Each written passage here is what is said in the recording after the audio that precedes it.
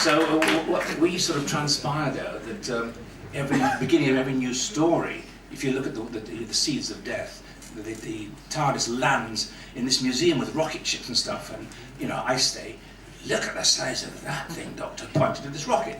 And Patrick said, yes, Jamie, it is a big one. So years and years later, we went and did the Two Doctors with John Nathan Turner, you see, and we rehearsed it, got to the studio, and the very first line on the scanner was Jamie looking at the scanner, seeing this thing whirling in space, and look at the size of that thing.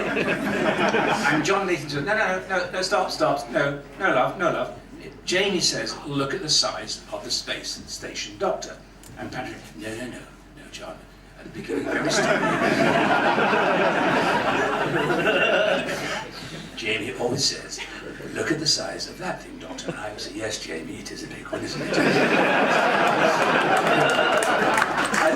When I was doing the last big finish, we broke for coffee, and David Richardson said, do you realise, Fraser, when you're doing Patrick, you do his fingers as well? And I never realised that, but I do. I said, yes, Jamie, now and the cough, and he does some twiddly fingers, you know, acting. I mean, yes, and I do. I just, you know, I don't think I could do him if I put my hands in my pockets. It wouldn't work. So you're saying that because you've come back, as you've said, you came back to the show twice, didn't you? You came back to the Five Doctors, and you came back to the Two Doctors. Came back I was supposed to be with Patrick all the way through the Five Doctors. Yeah. And I just finished pantomime. I was in Emmerdale at the time, and I rang Yorkshire TV and said, oh, by the way, I need another 6 weeks off because I'm doing Doctor Who. Oh, no, we want you back. I said, no, I want to take 6. No, you've got to come back to us. So I rang JNT and I said, John, I can't do the Five Doctors.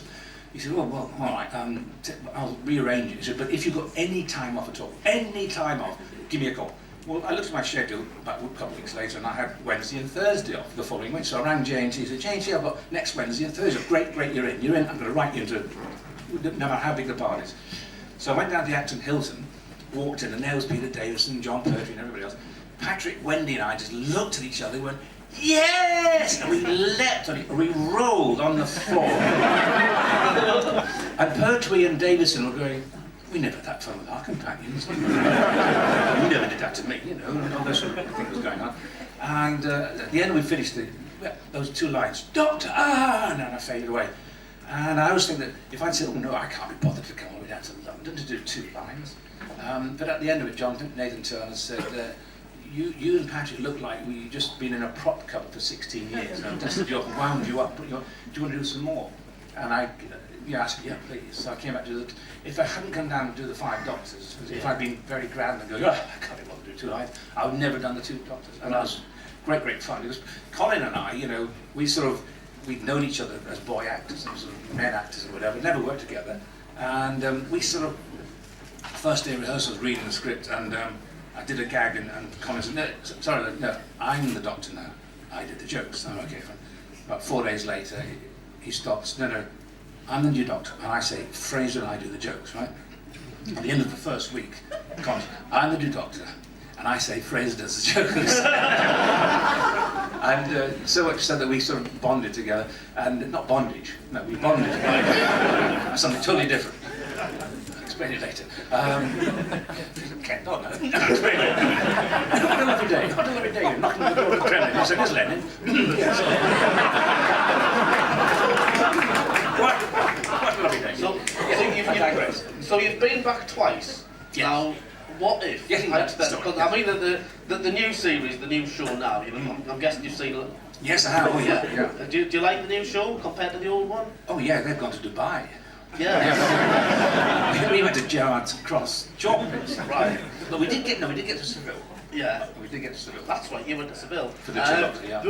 Because I mean, Moffat's taken over now, and he's the producer, and he's kind of said, oh, it's not a nostalgia factory. But we've already seen in the Sarah Jane Adventures, Nick Courtney's come back as a brigadier. Yeah. If they asked you, would you go back? Like a shot. Like a shot, yeah. Like a shot, yes. I keep dropping hints that they've got a young, attractive male doctor now with a female assistant. Yeah. They need somebody in the TARDIS for the grannies to start watching. What would be your ideal scenario to go back? If you went back to the Highlands and there was this And now, Scotsman yeah. making a bowl of And porridge. would you play it as the age you are now, or would you get them to CGI de-age you? Yeah, well, in the Invasion, they had that CGI. Yes, of course, yeah, the animated version. Yeah, we didn't like that because they were acting better than we were. Because one thing, and I'll open up the crowd in a second, one thing that was just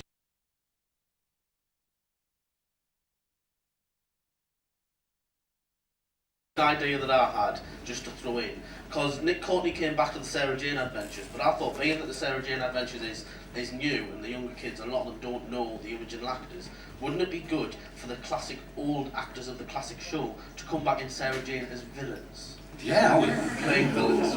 Would you be interested in playing a villain in Sarah Jane? oh, imagine grabbing hold of Sarah and tying her up. And that's after rehearsals, you know. What we do at work is totally different. Brilliant. Right, well, I think it's time to open up the floor because there's a lot of people here. Don't open the floor, they'll fall through. Oh, yes. Any questions? Yes, gentlemen, right at the very back there, by the exit sign. Yes, sir. How weird was it playing yourself in Duty Free? Oh, Duty Free, yeah, that was a comedy series, and I got a phone call from my agent, you know, Duty Free, they want you to play yourself. I can't play myself, I'm not well enough known, and it's awful to send myself up. And that afternoon I was watching I Love Lucy, and Richard Burton was on it, playing himself, and Lucy was looking for Richard Burton, and he tried to escape from the theatre wearing this Acme Boiler Company, this boiler suit. Right. And she went, aha, I've got you. And he thought he'd been captured. So she dragged him back, said, there's the boiler, fix it. Because she thought Richard Burton was the boiler man, you know. And in the end, Liz Taylor came and rescued him. And I thought, well, if he can send himself, I can. But it was very weird because as an actor, you're sitting in the rehearsal room, somebody's playing a scene, and I say, I saw Joe today, he doesn't look very well, or he was laughing. That's fine, but when somebody like Joanna Van Geising was, oh, I saw that Fraser Hines today, oh, all a flutter, oh, he's so gorgeous, you think, well, that's me, but it's not me, you know. And it's very weird hearing somebody talk about you, and I don't go on holiday with dark glasses going, hi girls, don't you know? Roger Moore, no, it's not you. I don't do that, but it was very, very weird, you know, actually playing yourself. Bringing you back to that, did you get chased by a lot of the ladies when you were in things? Did you get a lot of attention? Yeah, the good old days, yeah. I mean, you must still do not do get it. now that I want a word erased from the dictionary now, used. Because women, I used to fancy you. I used to like you. I used to like. I don't. What do you mean used to? Yeah. I still like you. I've liked you since, you know. But no, I used to fancy you. Now in those are the good old days when you could just sort of wink at a girl and she'd come running. But now, oh dear. Is that the political correctness? Well, I was on this cruise ship, and there was one of the dancers. She was gorgeous, and you know, on a cruise ship, the corridors are so long, you know. Yeah. And I fancied, so I started chasing. I chased it, you know, down this corridor, Right. and when I caught her, I'd forgotten what I was chasing her for. And you know, those long corridors, people throwing sponges at you, You must have giving been used to water. corridors by that point. I overtook Paul Ratcliffe. Oh yes, corridors. In Doctor Who, yeah, the corridors. You'd use the same one. And again, you see, in modern day, they can have 1,000 Daleks with the CGI, whatever it's called. We used to have 4 Daleks walking around the camera. Exterminate, exterminate. The same ones. Same one. Can I tell you the story how our Daleks used to kill somebody? We used to have this shiny, shiny, shiny mirror, but it was rubber. And the actor would run up to a spot. The camera would be looking at the mirror, but the actor's actually looking. It looks like we're looking at the actor. It's his mirrored image. And at the back there was a great big sort of handle, and the prop man would pull like that. So therefore, this mirror image would, looks like your body is going, and exterminate, exterminate, and and you fall dead. Well, on one of the takes, exterminate, exterminate, and we had this sort of Dalek's armour. He's always called Dalek's armour because it's Dalek's armour. You know, that's all he ever said. In the white coat, he's running and running and running and running, and he hit his mark, and the camera zoomed in, and the prop man went. And the handle came off, and the Daleks got exterminate, exterminate, and the actor's there, the mirrors hasn't gone, exterminate, oh shit, missed the bugger.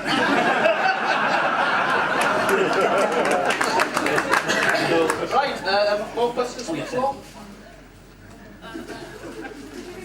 Anthony, have you got one? Yes, sir. Vodka and tonic, thank you. How did it come about where Jamie's Battle's come out? Craig and Tour!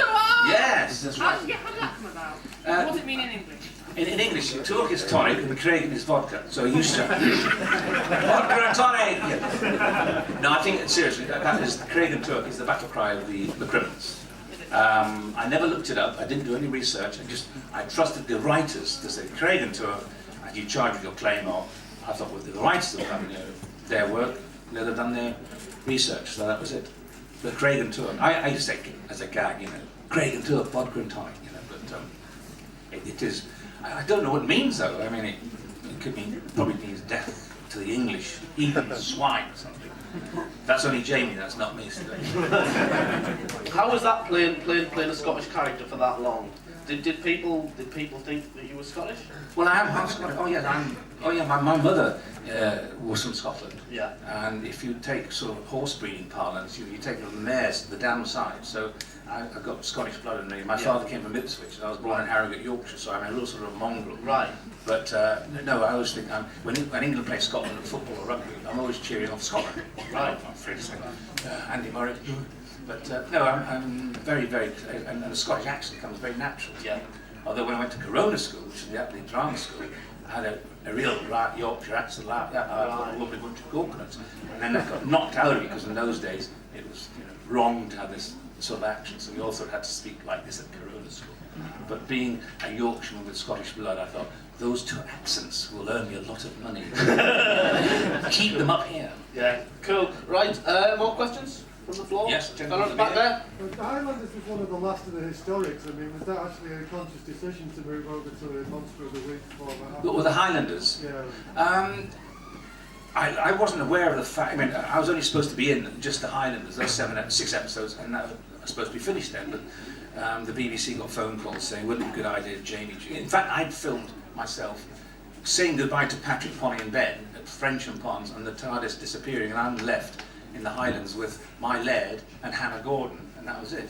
And then Innes Lloyd, who was the producer at the time, lovely old Innes Lloyd, he came down one day to rehearsals and he said, "Fraser, I want to give you a lift to the old bar at lunchtime." And I'm in his little Volkswagen. He said, "Fraser," and he had his pipe, "how do you fancy joining the old TARDIS crew for a year?"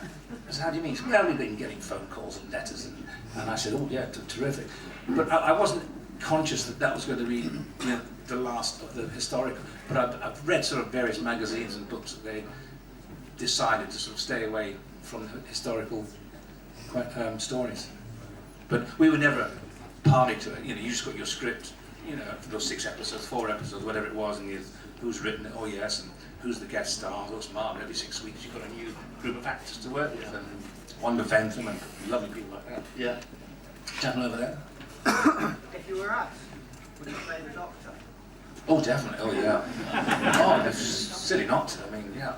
And there's some ideas I'd love to bring into it. Yeah, certainly would do. It's not unheard of, isn't it? Because Colin Baker obviously was the security guard when he came in. And That's right. He played a villain. Yeah. And look at Nicholas Courtney, Yeah. who played a villain, and then came back as a brigadier. So it's not out of the question. No. Maybe they'll have to go that way once they've had Matt Smith. Yeah. Maybe they'll have used up all the young regenerations of the... Yes, be an egg next. Yeah. More questions? Fellow at the back there. Am I right in thinking you died in the plane crash, remember that? No. You didn't? No. A lot of people say that. No, I survived the plane crash, survived the nearly drowning of Vic Windsor, rescuing Vic Windsor in that sort of pool, that rock pool. Survived the post office siege, survived that as well. I left the show, and then they said, "Do you want to come back?" And I said, "No, I'm doing other stuff." And he said, "Well, we're going to kill you off." And he died in a car crash in Spain, so I didn't even get a death scene. That wasn't Doctor Who, was it? No, that was not. No, that was an Emmerdale. Right. Well, Oh, you just clarification for anyone who didn't know Just clear, yeah, what just- that was. More questions? Fellow at the back there. What do you think of the new Cybermen compared to the ones you used to work with? What do you think of the new Cybermen compared to the classic variety? Well, now because it's filmed in a certain way, the Cybermen, I think, are more frightening of today because you can hear that dreadful metallic clunk, clunk, clunk, clunk, clunk. Yeah. Because they can dub it on afterwards. They're probably still wearing rubber suits like we had, or plastic suits. But now they can dub it on. In our days, you'd shoot it almost like a story from page 1 to page 45, in sequence, and Yeah. bless you. And if you could sort of just get through there, you'd probably do 3 scenes, then break for a minute. Yeah. But no, in a way, only because they can do it now, like technology can give you 1,000 Daleks, they seem to me more frightening because they're all crunk, crunk, crunk, crunk, crunk, which they couldn't do nowadays. Yeah. They couldn't sort of dub it on afterwards. We heard various horror stories back in the day about people who were playing the monsters would get kind of screwed into the costumes and stuff like Well, yeah, that. Bernard Breslau, when he played the first Ice Warrior, king, or whatever, leader, he had this like a turtle, and he was bolted into it. So he had these great big waders, these fisherman's waders with all scales on them. Then they bolted him to this suit and stuck his helmet on. And of course, once he wasn't in a scene, he couldn't sit down. So his dresser had this lovely shooting stick. So he'd ram up his bottom, and so he could at least lean back. But it's very disconcerting if you're doing a dramatic scene, and there's the camera, and you're acting, and in the corner of your eye, there's this Ice Warrior sitting on a shooting stick, reading The Sporting Life. Very disconcerting. Have you ever done anything yourself that involved prosthetics or lots of makeup or anything? Yes, in Emmerdale, talking about the plane crash, my character swerves to miss this wing that's on fire and goes into this ditch, and I hit the windscreen. So the makeup did this to my sort of eye hanging out, and you know, all this things and blood and scars and gone as well. And we filmed between 6 at night and sort of 6 in the morning. And I remember I kept it on. And I drove home and I knocked on the door, and my wife opened the door and it's not my darling, she was going to ring 999. No, it's only, you know, I'm only kidding on, and she hit me. I don't know why. Brilliant. More from the floor? Yes? Yes, fella. You've worked with 3 co-stars in terms of companions, 3 of the ladies, with Annika and Deborah Watling and Wendy Padbury. Of course, I'm not going to ask you to choose between the 3, but how did it differ working with those 3 different Well, ladies? Annika, you know, I'd always admired her from afar, you know, and all the other TV shows she'd done. She was gorgeous, and those were lovely. The days of the swinging 60s, and when people say, oh, if you can remember the 60s, you weren't there. I was there. I remember every, you know, the shiny boots, the bare legs, and the little mini skirts, and that's what I used to wear. But the girls were even better. But when I joined the show, I got this kind of, Annika would come in every day. Hello, Patrick. Hello, Michael. Morning, please. And I never got a hug off her. But she's made up for it since when we meet at conventions or something. But I was just drooling over. Deborah Watling, you know, Patrick and I both fell madly in love with her because who wouldn't? She was gorgeous, and in that crinoline, she looked terrific. Even though my first lines to her were, "Quick, Miss Waterfield, up your passageway." It was, I was rescuing her from this Dalek in his old house, and it's this long passageway. I broke free, and I said, I can't say that. "Quick, Miss Waterfield, up your passageway."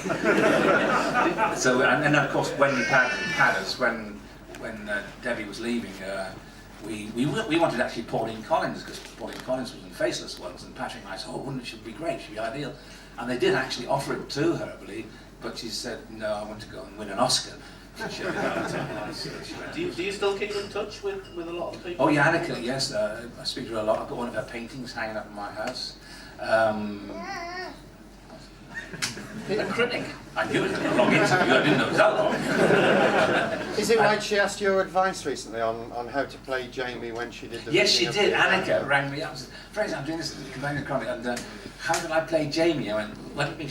And she's got to do a Scottish accent, so I can't wait to hear what Annika's Scottish accent is going to be like. Brilliant. Yes, we'll look forward to that. And of course, Padders, Wendy Padbury was, eventually we got Padders, and again, that little elfin face, that little figure, you know, we just, again, we were so lucky that we got 3 very, very attractive girls. In fact, in the 2 Doctors, Nicola O'Brien, you know, I've been so fortunate, 4 great-looking girls, and great fun, and you could tease them and send them up, and they didn't smack you around the face and say, hey, grow up. Yeah. You know, something about the TARDIS, once you go in there, you never grow up. You know, Yeah, there's a kind of an ongoing thing about the female companions where they got brought in, and then the actresses who played them would say that they started out as quite progressive characters, and then over the course of time would revert back to screaming, "What Doctor? Yes, Doctor. What's this?" Did you find any of that as Well, with Wendy, I mean, no, because she was always this brain. She was far more brain than Jamie, anyway. Yeah. I mean, she might very well say, well, she ended up as a screamer. I can't recall her anything, you know, because she was still right up to the end into the war games. She was still this intelligent little. Of course, Victoria was a bit like Jamie, had seen a few more things in life, but couldn't adapt as quick as Jamie could to electric lights and things like that. Because Jamie did adapt very quickly, didn't he, to the situations that he was He had to, otherwise he'd been dead. I think, Yeah. you know. But he was very lucky that, you know, light switches. And, I mean, he still called aeroplanes big silver beastie and things like that. Yeah. But I love those. See, I love those Jamieisms. And again, in the Two Doctors, I could change the script, and J&T let me change it. Like there was a scene where I had to say, "Oh, I've just had a doctor outside the old villa." She said it was an androgram. I said, "Well, Jamie wouldn't know the word androgram. He wouldn't know that." So I adapted to angry man. Yeah. And then Patrick said, "No, you know, it'll be androgram. Ah, that's the word, doctor. Ah, that's the word." So Right. it's a laugh, but it's not a cheap laugh. It's how he would see it. Yeah, because that would be his thought process. And when Colin's doctor saw the star in that tube, and then my doctor, you know, in that tube, in the Two Doctors twisting and turning, and Colin goes, "I see, I am he, therefore he is me." And I just, in that case, who will I be? Which is funny, as you just laugh there, but it's a nice Jamieism. It's not a cheap gag, and I loved being able to do those and keep those sort of things. Like when he said that's the Phantom Piper when he first saw. Well, yeah, again, you see, because I hadn't been written and hadn't been contracted to go into the next story. Right. They just had to. Well, Jamie's now the TARDIS crew member, so that was it. I just had to like the Phantom Piper. And so for 6 episodes. Was that something you came up with, or was that? Oh no, that's the writer. You know, Jamie's got to collapse for some reason. He's either get knocked out, or let's just have him back. You know, and he saw this Cyberman, and he just thought it was the Phantom Piper. Right. And so I've been paid just to lie asleep. You know, which was great fun, really, just to lie down, and then have Polly mopping my brow. You know. What did you try to play him? Yeah, I should have played the Piper. Any more questions from the floor? Other questions there, I have fella? another one. How did you get to appear in the video for 500 Mile? And did you actually get to meet David Tennant in it? Well, yeah, I got a letter from Peter Kay saying, "Dear Fraser, seen for years, 3 bites full, would you come down and do it?" And I thought, oh, it's going to be one of those, to be shot at a football stadium, there'll be 1,000 faces there, and the camera will be going to be back here, you're going to be a blot on the landscape sort of thing. I said, yeah, well, we'll see what happens. Well, he turned up on the afternoon, and I had a chum staying with me who knew Bonnie Langford, and Bonnie rang her at 10 o'clock in the morning and said, "Oh, I've just done this thing, it's really marked, PK's nice."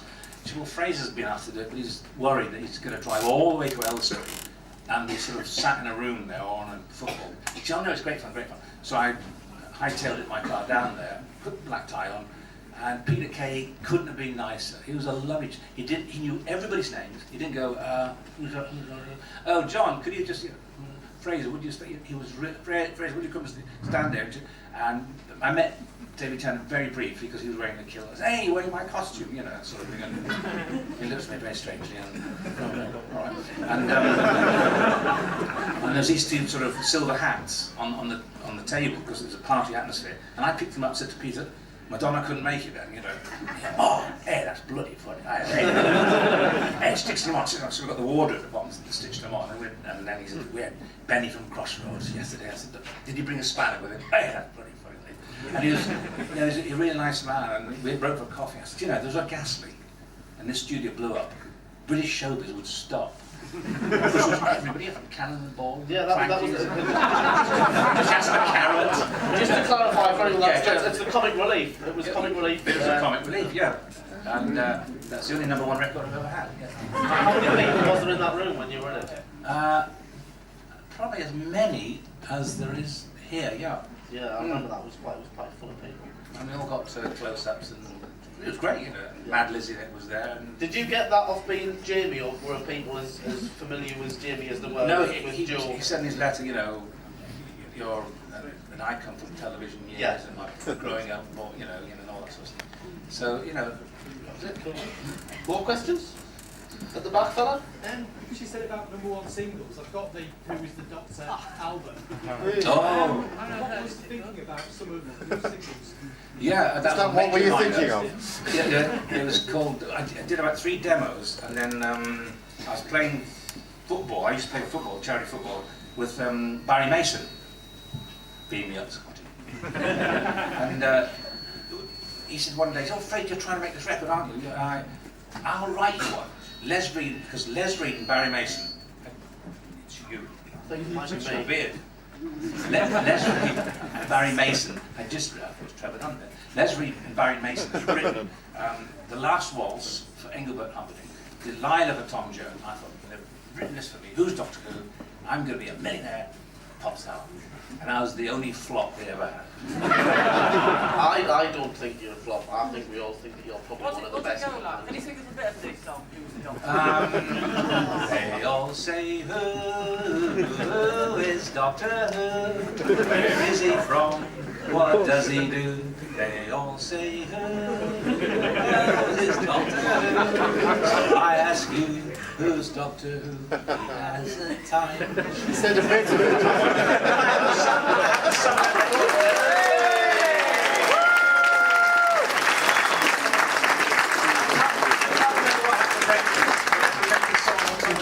Brilliant. Did you get a download? Would you get this #1? iTunes, yes. Yes, I think that's the campaign that we're going to set up. We're running fast out of time, folks, unfortunately. What we do have... One quick question at the back. Fraser, there's a lot of episodes in the old time programme and this. Yeah. I just wondered if first you've seen any of the loose cannon recons. It's fantastic on 500s. And I was just wondering when you became aware that the episodes had been wiped and were you disappointed? Oh yeah, I was just, but you said something about the Highlanders. Yeah, well, Gavin Handley and people like that, they did the loose cannon recons. No, I've never seen that. Really are quite excellent. Oh no. Maybe that's something we can discuss later on. Yeah, sure. Okay. Cool. Right, it's time for the auction at the end of this section. Fraser has signed, or shall sign. He hasn't signed it yet, but he shall do, a copy of Seeds of Death. So we'll start with the retail price, which can vary depending on which shop you go in. If you go in Savvy, it's quite cheap. If you want to go in HMV, you'd pick it up for between 15 and 20. So let's start about £15. Yes, £15. 15? 15. More than 15? 17. Make yourself known. 17, got 17 over there, 17. 17, higher than 17? 19 here, 19. 19? £17.50. £17, we've gone up by more time. 20, we've got 20, we need more than 20. 22. 22? 22, 22. 24, 24. 24? 24, 24. We've got 25. 25? 25? 25, 25, 25. 25 pounds. Bid fired. 25 pounds, 26, 26. 26? 26, 26. I haven't signed it yet either. Signed again, obviously it'll be signed to you. 27, 27? 27. We need to get above 30. We're not going until we get above 30. We're going to stay here. Yes. You're talking about signed things, you know. I always think people say, oh, you devalue something if it's signed. I always think it makes it more valuable because that means you've met that person. Yes. Those Pele shirts, there's loads of Pele. If it says to John, to Fraser, best wishes Pele, that means I've seen and met that person do it. So I think things signed are worth more money. Yes. So £30. £30. £30. £30 at the front, more than that? £30, 30, £30, 30, 32. 32, 32, 35, 35. Lovely, 35 pounds, 35 pounds, 35 going once, 35 going twice. Gentlemen, 35 pounds, that's what you have as well. 35 pounds. All of them saying, big thank you to the Fraser High.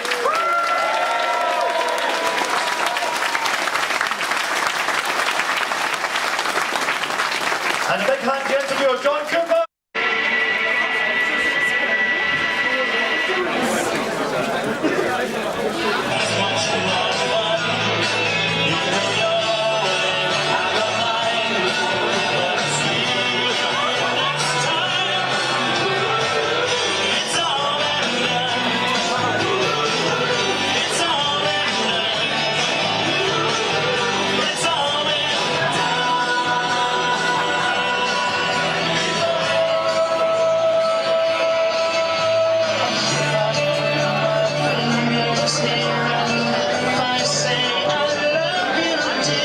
total whore.